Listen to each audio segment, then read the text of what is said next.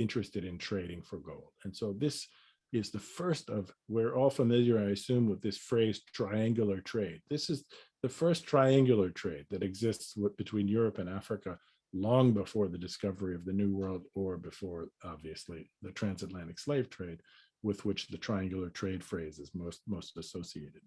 The Spanish get wind of the Portuguese great success in establishing this trade in gold. In fact, Portugal's crown revenue increases, comes to consist within 5 years or so, 30% of its crown revenue is suddenly derived from trade with this one place in Africa. This source of gold was considered so important to the Portuguese that they named their treasury. The kingdom's treasury was named for Africa. It came to be called the Casa da Guiné, meaning the House of Guinea. Guinea was a generic name for sub-Saharan Africa used by the Portuguese in this period. And so this is, we're giving you the antithesis of this traditional narrative, which has cut Africa out of every element of this story. And we haven't even gotten to Columbus yet in terms of his grand, most famous exploration or discovery. So let's do that now. What does this have to do? How does this undermine, or how does this complicate the normal story about Columbus? Columbus, in fact, was essentially a mercenary. He was a ship captain for hire. It didn't matter to him which flag he worked for, as long as, you know, the income was sufficient. And so in this period, meaning for 2 decades, Columbus was in the employment of the Portuguese for the purposes of ferrying this new triangular trade circuit of goods back and forth between Europe and West Africa, between Elmina, this spot where the Portuguese had by this time established the first tropical fortified outpost of any European country, a fort, in other words, which they built on the coast of present-day Ghana in 1482. Columbus spent 2 decades going back and forth in the employment of the Portuguese to supply this fort with trade goods and to bring gold back to Europe. 2 other of the great explorer names of this period also did. Vasco da Gama, who I mentioned earlier, and Bartolomé Diaz also, all worked in the employment of the Portuguese. Where this becomes really interesting is that the Spanish in the late 1470s, prior to the construction of this first Portuguese or first European fortified outpost or fort in the tropics, the Spanish, being much bigger with much larger naval forces, much more powerful country, tried to seize control of this gold trade away from the Portuguese.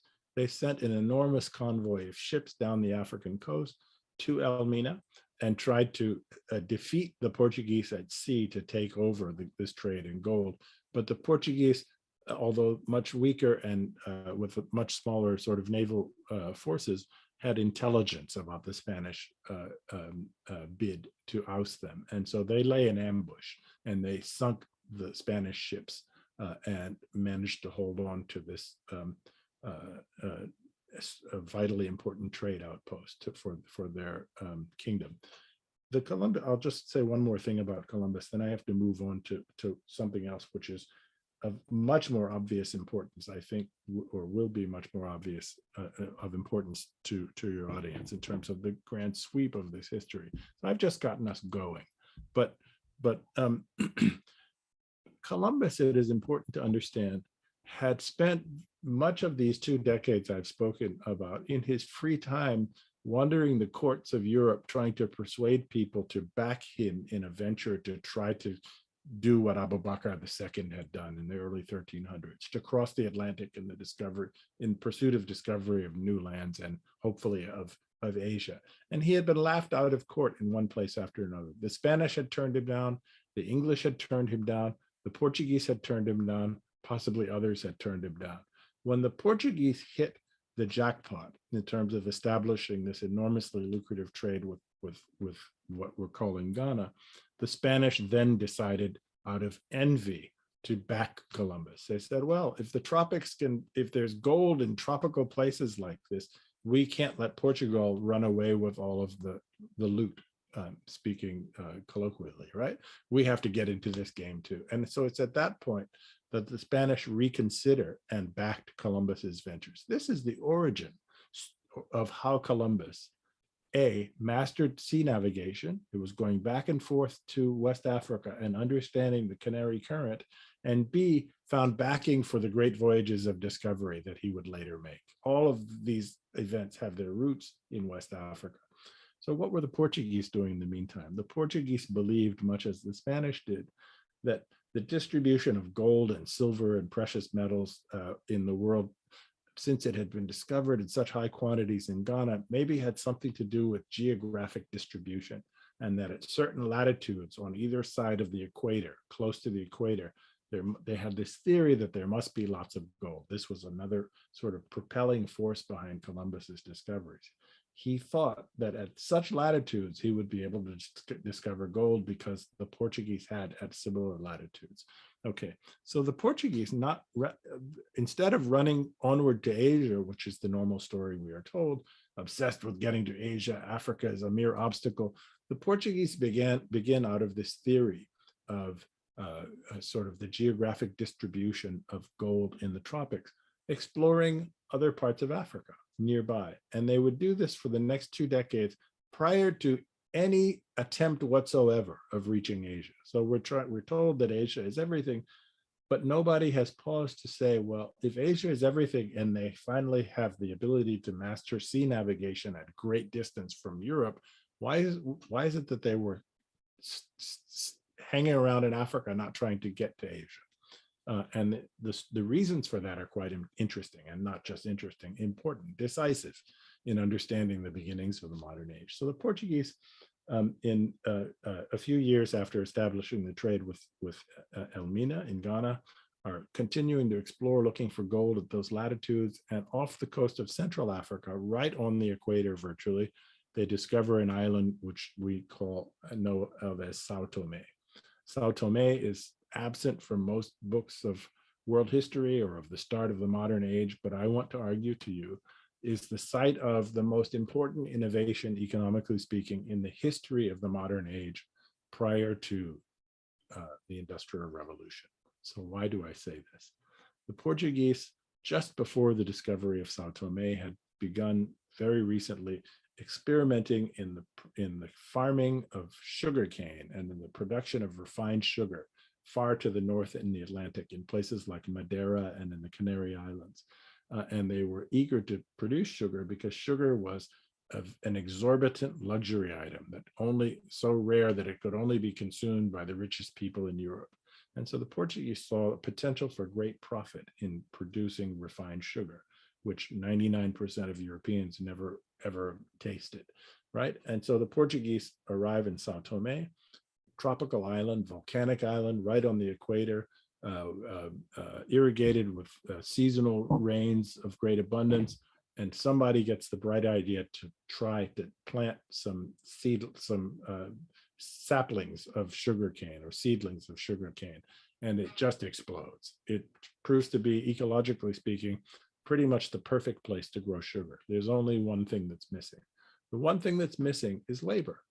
Sugar, everywhere it has been grown in world history, has been associated with forced labor, if not forced labor, with outright slavery. And that is because the conditions under which sugar thrives are quite particular. It can only grow, or it can only be grown profitably if planted very densely in a tropical place with abundant rainfall. And the sugar is a type of grass, but it's a very specific type of grass with extremely sharp leaves. And so to plant this crop, you have to wander in rich, muddy soils in the tropics, inundated with rain, and the whole time you're being cut, you're being sliced up by the leaves of the plant because they're planted so densely together. And so this is why sugar has been, even prior to the stories that I'm telling you, long associated with slavery or with prison labor or other kinds of forced labor. And the Portuguese then begin to bring Africans who they have bought, they have captured in some instances, or purchased from parts of the West African or nearby Central African coast to Sao Tome.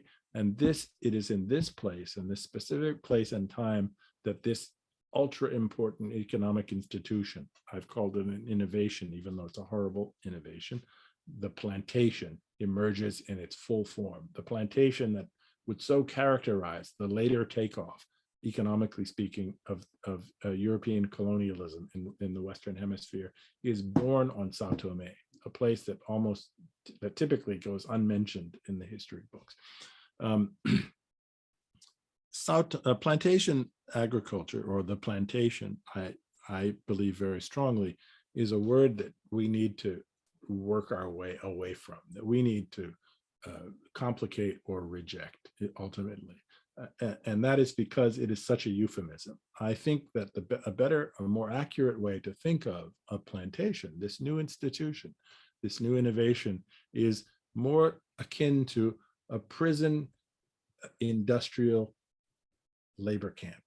In other words, the enslaved people are in effect prisoners. They're working under high quasi-military supervision. They're being corporally punished constantly in order to eke ever-increasing production out of them. And in fact, they're being worked to death. They're being worked to death as part of not as a byproduct, but it's the actual business plan of the plantation.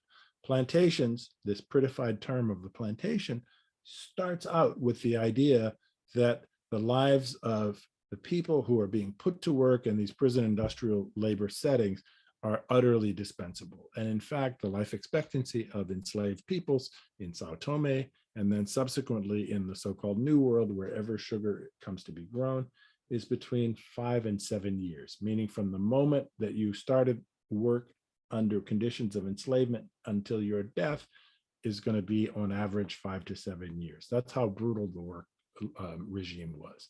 Okay, so this all comes together on Sao Tome, but there's another very particular feature, a historically decisive feature associated with, and that is that not just anybody is a slave or is eligible for enslavement, but people of a specific race are equated with eligibility for slavery. In other words, their racial identity automatically subjects them in the thinking of Europeans to the legitimate subjugation into slavery. And their race is, as you all will know and won't have much difficulty guessing, was African, or as we would say in contemporary parlance, Black. That Blackness becomes equated for the first time with slavery in an absolute way in the minds of Europeans for the purposes of the development of this business model, this innovation, as I've spoken of it, in prison labor industrial camp settings aimed at producing refined sugar from sugarcane, grinding lives into the ground in remarkably short period of time, 5 to 7 years on average for individuals. We could spend a whole hour talking about this institution, and maybe those of you who are interested in this will read the book, and I go into this in much greater length in its pages. But the other feature that we can't neglect to describe is a familiar term to many of you, which is chattel. So it's not only that Africans are the people who have been enlisted in the minds of Europeans as the legitimate targets of enslavement, but it's a new, historically speaking, in world historical terms, it's a new form of enslavement. The racial basis of the slavery is new, but there's something else that is also new, and this is where this sort of revolves around the meaning of the word chattel. Chattel has the same root as the Latin word for cattle, and that's no accident or coincidence. Chattel slavery meant and means the reduction of these peoples who have been enlisted for the purposes of extracting labor from them under militarized conditions to bestiality. And as with beasts, this means that slavery is transgenerational, that not only are the people who are caught up in the enslavement in the present moment going to die as slaves, but that if they should be productive, meaning fecund, meaning if they should reproduce and have offspring, that their offspring will automatically become slaves and become the property, indeed the capital of the owners of the plantation, and that their offspring's offspring will become slaves, on and on in perpetuity. This is new in world historical terms. And so all of this comes together in Sao Tome for the first time. And by a matter of geographic and sort of navigational accident, it transits the Atlantic in the early decades of the 16th century, meaning the early 1500s, when Portuguese discover Brazil. They discover Brazil not because they were looking for it, but because they had discovered a navigational technique for. They were not trying to get to Asia. They were still working very hard to explore Africa, looking for gold elsewhere. And they discovered a navigational technique whereby to get down the coast of Africa, they found that it was much quicker, not instead of hugging the coast, to sail out to the west far at sea and then cut back in, like pursuing the next leg of a triangle. And by forming these larger and larger triangles of navigation, they ultimately sailed so far to the west. At that latitude, Brazil is actually not so far distant from Central Africa, but they sailed so far to the west that they hit Brazil. Eureka, they've discovered a new continent. And so almost immediately, the chattel slavery, prison industrial labor camp system transits the Atlantic with them. With a little twist, the Portuguese initially tried to enslave the abundant Native American population, but these people die off. They also resist and die off in very large numbers, mostly for reasons of disease transmission. And then sort of mid-16th century, we see the full flush of the transatlantic slave trade for the first time. And this is happening simultaneously in the Spanish colonies of Cuba and of Mexico and of Hispaniola, where for the first time, large numbers of Africans are being brought across the sea in chains by the Europeans for the purposes of extracting labor from them in the settings and through this innovative institution that I've described for you. I'm going to try to go really quickly now because I want to save enough time for